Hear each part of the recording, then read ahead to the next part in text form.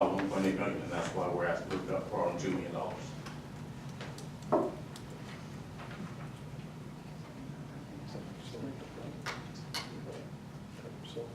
Any further questions for Tim on that item?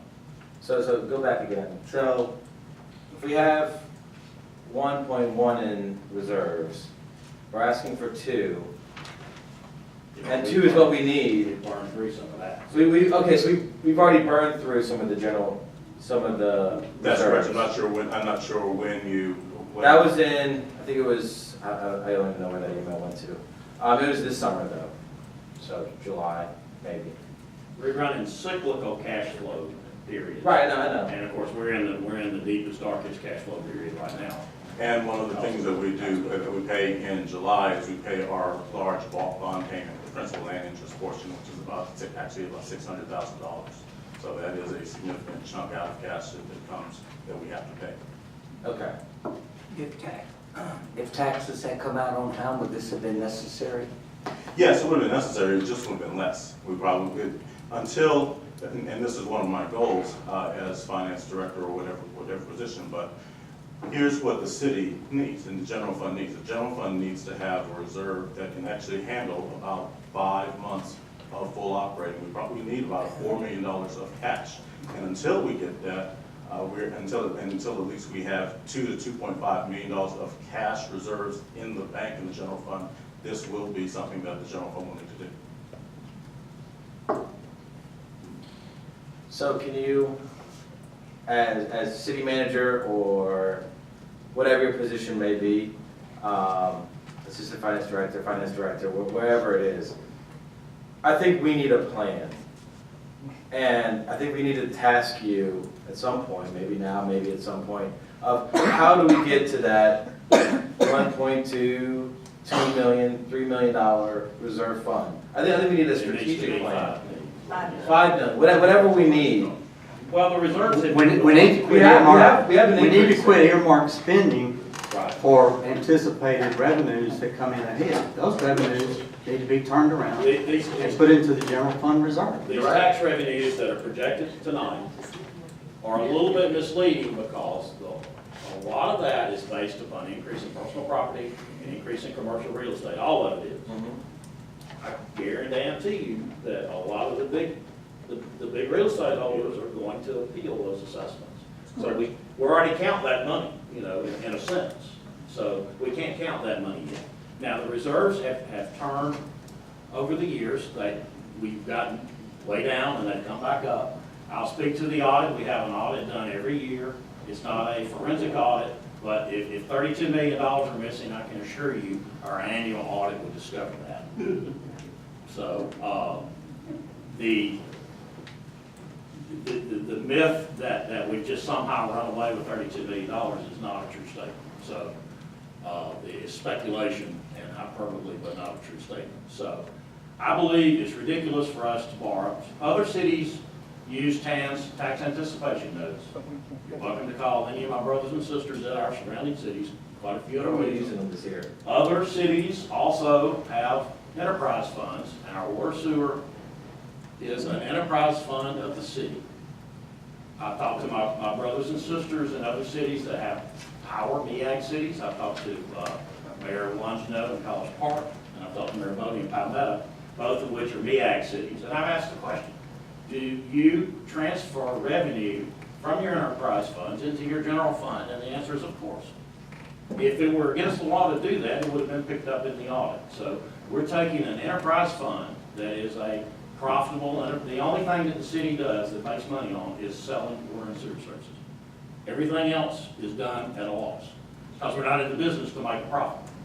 Okay? So we take the revenues that we collect from the water sewer, and we earmark enough to take care of the bond payments, and we earmark enough for reserves to take care of repairs, and then we have a combined cash situation. Pool cash, as it's called, our auditors are very much aware of that. And we're simply, instead of going and doing a tax anticipation note and paying $30,000 to do that, we're simply saying we're going to move the money from this column to this column with an agreement that says we're doing this to memorialize the transaction. Say 30,000. And save $30,000. When was that big bond payment, you said? Because, July. okay, because it was as of June 30th. 1.16. Okay, so is there any further discussion on item 7.4? Does anyone want to make a motion to table action on this? Or do you want to leave it in the, or do you want to bifurcate that out of the consent agenda? Didn't we bifurcate it out? Or are we just discussing? and then we're Discussion, gonna- we're earmarking those for discussion. And if you want to pull that, we can set it off to the side and vote on that separately if you want. That's up to you guys. I think we've had enough discussion, it can stay in, I don't know if there's any more to discuss. Okay. All right, y'all cool with that? Yeah. Yeah, but if they're not, if you don't like it and you like everything else, then you better pull it out. Okay, well, then you, okay, then let's pull it out. All right, 7.4, 7.4. okay? All right, what was the next item you I had said? 7.3, Okay, the emergency pay to all employees who work. I wanted to ask Tim, I said, can FEMA not reimburse thing? Was that not just part of Hurricane Irma, what she did to Hayfield? There may be, I mean, there may be some reimbursements Uh-huh. from FEMA or the state. That is a possibility. there usually is. Yeah.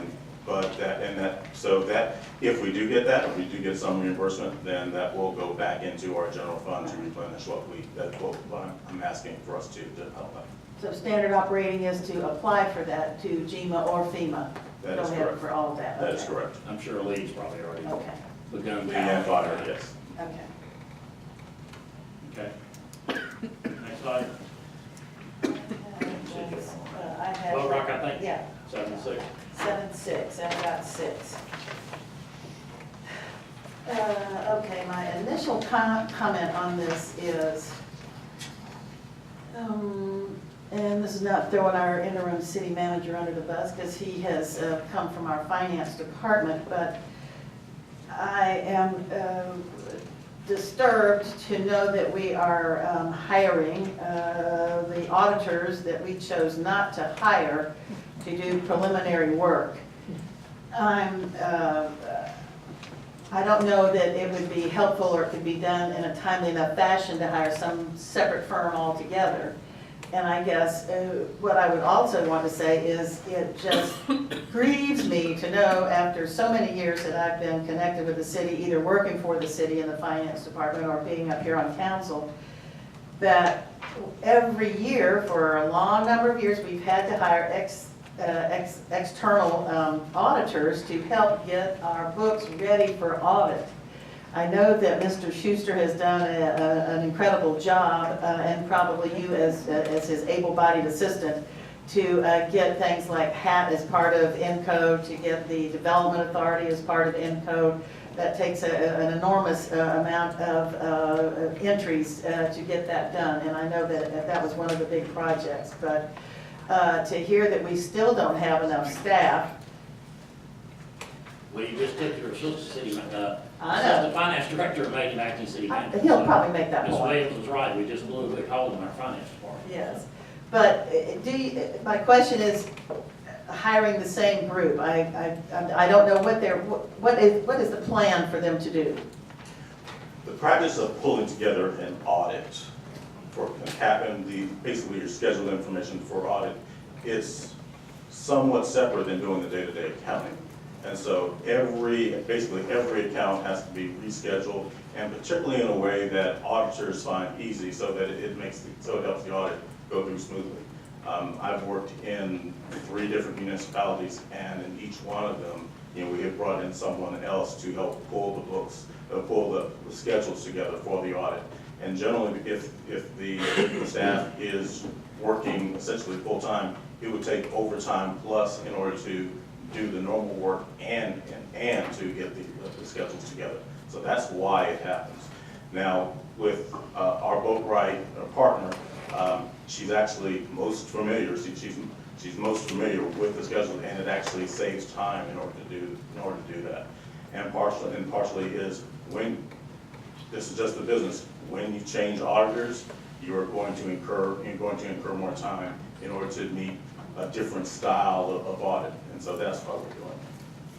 Well, do we have a contact at Malden Jenkins who, have they seen anything yet?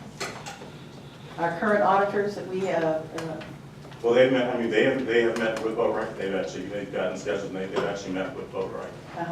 And so they have not seen our information yet, that's scheduled for about 30 days from now.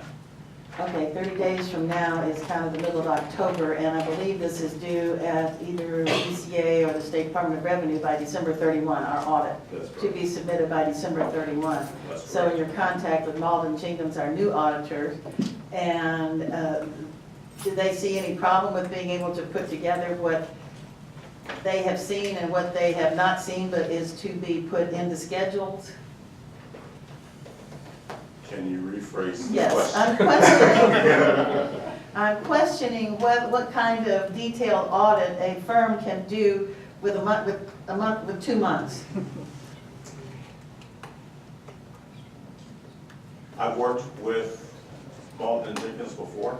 I know they have a larger staff Yeah, than Boatright I mean, has. they've got a large staff, and when schedules are prepared, they're generally able to turn around, a CAFR in 6 weeks, 6 to 7 weeks. That is if everything is ready, and that is our intent to have everything ready. So it could be tight, but that's what I think we'll be able to make it. Anyone else have any comments or concerns on that? I have concerns, I just don't know what the answer is. You know, I guess so late in the game, how is it if we had Malden Jenkins do what Boatright's getting ready to do? Is that a no-no, like you can't? You can't. Auditor, and that's part of the independence of the practice. Auditors can't work on the books. Okay. Auditors can't That's do the, auditors are refrained from doing the accounting, that detracts from their independence. Absolutely. And so using our Boatright auditor, one, the person has experience, and plus we're getting the audit done by another group, so that maintains the independence. So next year, what do we do? Yeah, is there any chance Encode has the ability to run schedules? No. Interim. No, Is there any accounting No. system that does? no, not for It's hard to say. not for audit schedules. Next year, it will, depending on our staffing, it is likely that we will have a different consultant to do the same thing. Okay. So you worked at 3 different municipalities, none of them have these schedules, and the schedules are required, that's like, I guess, our IRS Schedule 501, whatever, for when we submit our taxes, we have to have schedules attached, but I'm just surprised that no accounting operational systems have the ability to produce schedules that are required for audits. The type of reconciliations and the type of reporting that's done, it's not all computerized.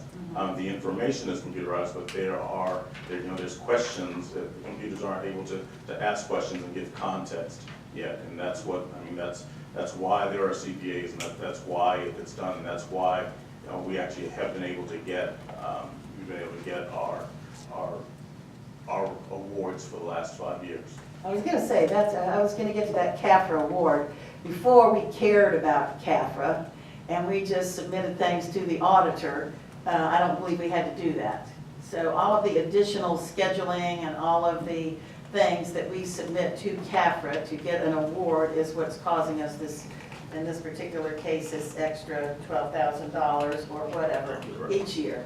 I wouldn't blame that though, then, Well, I guess, I don't remember back when I was in finance that we had to.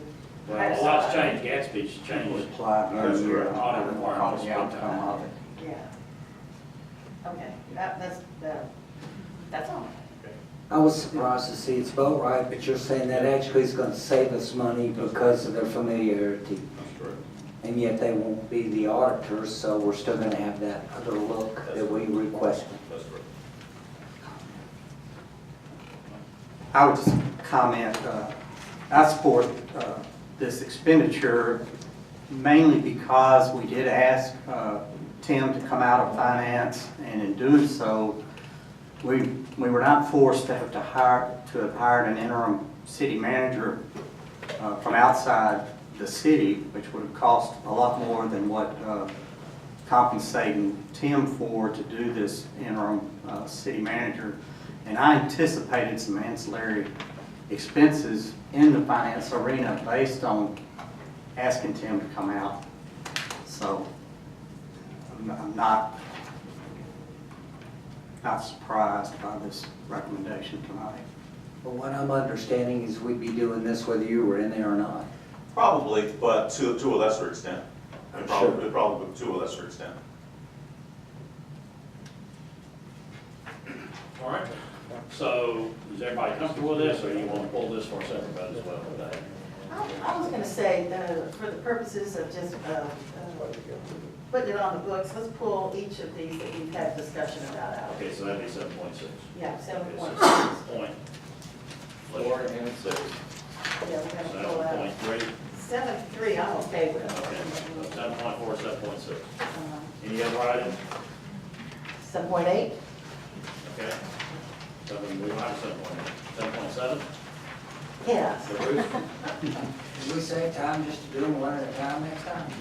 Well, the purpose of the consent agenda is to move Save time. through the agenda quickly, but these are some pretty Yeah, pretty heavy heavy-duty duty things, yeah. So I looked at all of, this is about the, our good old theater, Performing Arts Center collapse, roof collapse.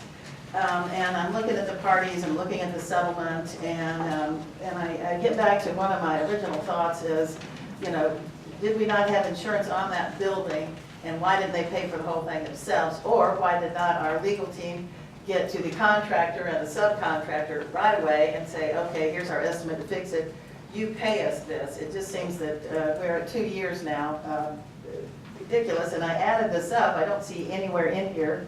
I got 7.8 wrong, I might have. Anyway, on what the whole thing is gonna cost, have we paid anything already? And that's what I wanna know. So that could be either Tim or Mr. Denmark, or Mr. Burt, or Charlotte, or anybody who knows anything.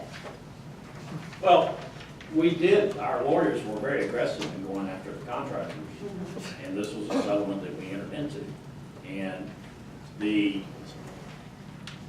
you can only collect insurance money on the value of the transaction, and in this case, it wasn't a finished building, Okay, it was it's just a work shell. in progress, Yeah, right, it's work okay. in progress. So we have, to the best of my knowledge, we've got, Tim, correct me if I'm wrong, somewhere in the neighborhood of 200,000 that was from the original bond proceeds Okay. to go towards this, is that correct? That's correct. And then we were talking about the shoring up the money, but we need to get these things in the right order. So settling this agreement on this roof collapse will allow us to move forward, because we need to shore up the additional funding that it's gonna take to put the shell structure in that we're talking about putting in, so we can get them back in business. So if we, no, that 200,000 and this settlement from Diversified of $5,600 and 111,000 from the B company, that's about $325,000. So do we have an idea on what the whole drive out's going to be What was before that we gonna be, finish? David? Wasn't it gonna be? I don't remember that because we were looking at doing negotiated before, Yeah. but that was about 500. I think so. Okay, about 500, okay. We seem to have somewhere in the $150,000 to $200,000 range that we needed to shore up. To shore up, that would either cause us to go outside financing, just to, Or try to cash flow. or try, the budget. right, okay. So, all right, that's all. I just wanted to know where we stood. All right. I have a question on that one. I know that the Academy Theater had a claim. Do they still have that claim? There's personal claims There's- from businesses that exist. So this has no gotten. That's outside of. Okay, okay, good. We're not a party to this. Our insurance company would cover that? No, Liability? their insurance company, no, the contractor's insurance company. Okay, okay, that's what the So your contract, claim is okay. with Lauren. With is the that correct? contractor. Contract, Okay. okay, It Okay. doesn't have anything to do with y'all. okay. Good, I was just making sure that this doesn't affect you later on. down the Thank road. you.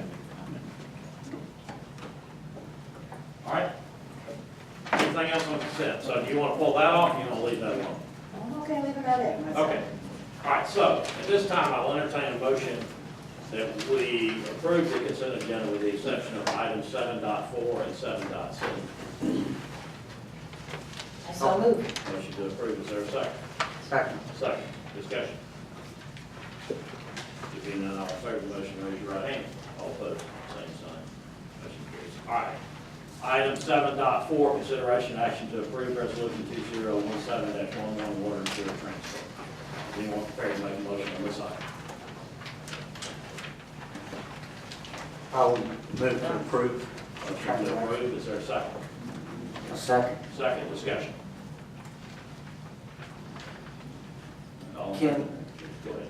Well, just because some questions have been laid out, can you elaborate any more about the authority existence and all these things, just so that there's clear understanding?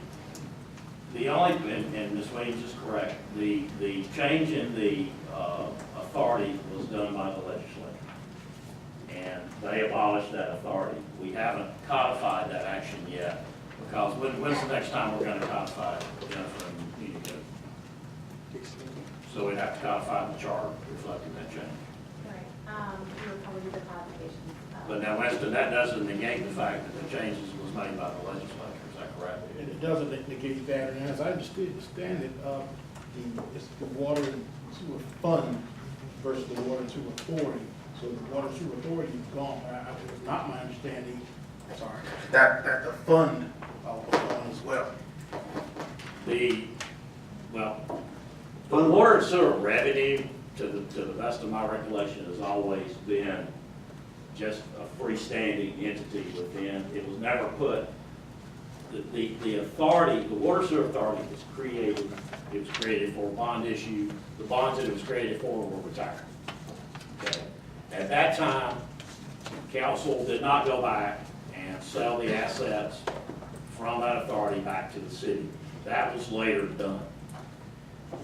To my knowledge, that the water sewer authority never took those funds and put them in charge, or the city never took the funds and put them in charge of the water sewer authority. They just always remained part of the city operation.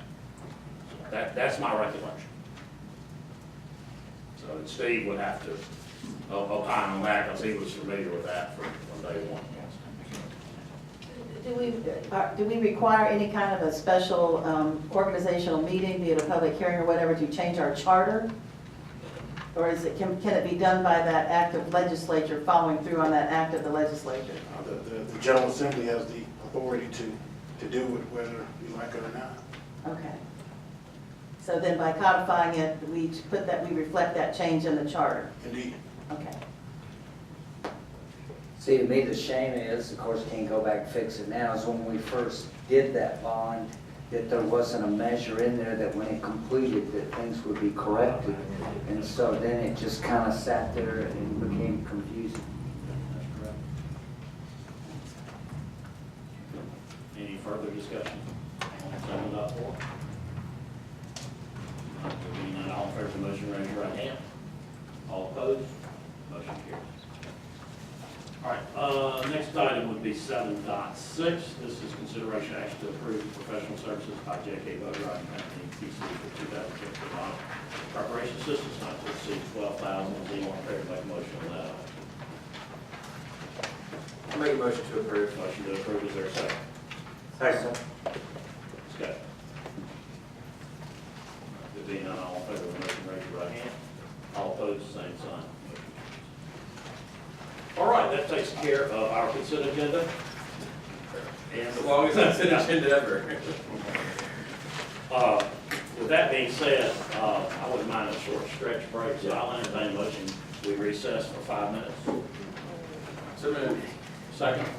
Second. All in favor, raise your right hand. All opposed, same sign. We stand in recess. We'll come right back. Thank you.